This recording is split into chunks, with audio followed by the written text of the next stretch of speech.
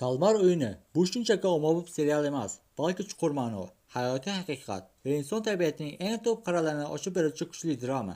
U insonning qanchalik qiyin vaziyatlarga tushib qolsa ham, yashash va g'alaba qozonish uchun qanday harakat qilishini aks ettiradi. Hayotning o'zi ham go'yo shunday o'yin. Kimdir oson yo'l bilan oldinga chiqadi, kimdir esa har kuni kurashadi. Serial aynan mana shu kurashni, insoniyatning yashashga bo'lgan intilishini va axloqiy tanlovlarini chuqur tahlil qiladi. Bu hikoya orqali biz jamiyatning haqiqiy yuzini ko'ramiz. Serialda ishtirok etgan odamlarning barchasi hayotda juda katta qiyinchiliklarga duch kelgan, qarzga botgan, yashashdan umidini yo'qotgan insonlar. Ular uchun ushbu sirli o'yin oxirgi imkoniyatdek ko'rinadi. O'yinga kirish orqali ular o'z hayotlarini xavf ostiga qo'yishadi, lekin baribir oxirigacha intilishadi. Chunki umid insonning oldiga yetaklovchi eng katta kuchdir. Bu yerda haqiqiy hayot qoidalari aks ettirilgan. Kuchlilar omon qoladi, zaiflar esa yo'q bo'lib ketadi. Lekin serial shuni ham ko'rsatadiki, faqat kuch bilan hammasini yengib bo'lmaydi. Ba'zan aql, ba'zan esa sadoqat va insoniylik g'alaba keltirishi mumkin. Serialning eng ta'sirli jihatlaridan biri shundaki, u tomoshabinni o'z hayoti haqida o'ylashga majbur qiladi. Biz shunga o'xshash tizimda yashamayotgan bo'lsak ham, ba'zan hayotimiz shunday shafqatsiz qoidalar bo'yicha davom etayotgandek tuyuladi. Ish topish, tirikchilik qilish, jamiyatda o'z o'rnimizni topish, bularning barchasi bir-biri bilan bog'liq. Kimdir hayotning pastki pog'onlarida qolib ketadi, kimdir esa yuqoriga ko'tarish uchun har qanday yo'lni tanlaydi. Serialda bu ochiq oydin ko'rsatilgan. Odamlar yashash uchun do'stlarini ham sotishga tayyor bo'lib qolishadi. Ba'zilar esa axloqiy qadriyatlarini yo'qotmay, oxirigacha insoniyligini saqlab qolishadi. Aslida esa bu o'yin hayotning o'zi bilan juda o'xshash.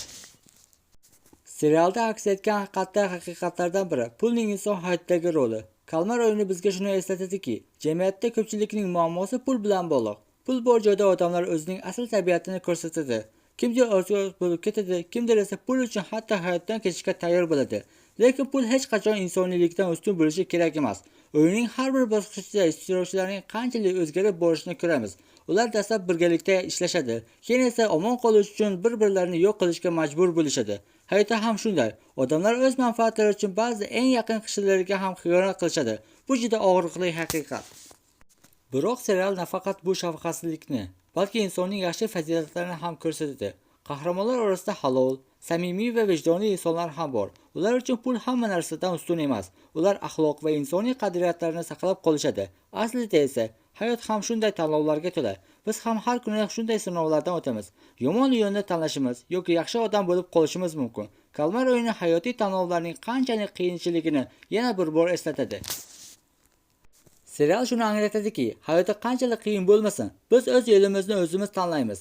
Ba'zida qiyinchiliklar bizni sinaydi, ba'zida esa kuchimizni oshiradi. Muhimi, taslim bo'lmaslik va harakat qilishdir.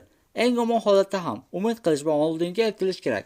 Chunki g'alaba faqat kuchli yoki omadli odamlarga emas, balki oxirigacha kurashganlarga nasib qiladi. Hayotning eng katta siri shundaki, har birimizning ichimizda cheksiz kuch bor. Biz faqat uni ishga solishimiz kerak. Yangi imkoniyatlar har doim mavjud. Faqat ularni ko'ra olish va ulardan foydalanish muhim.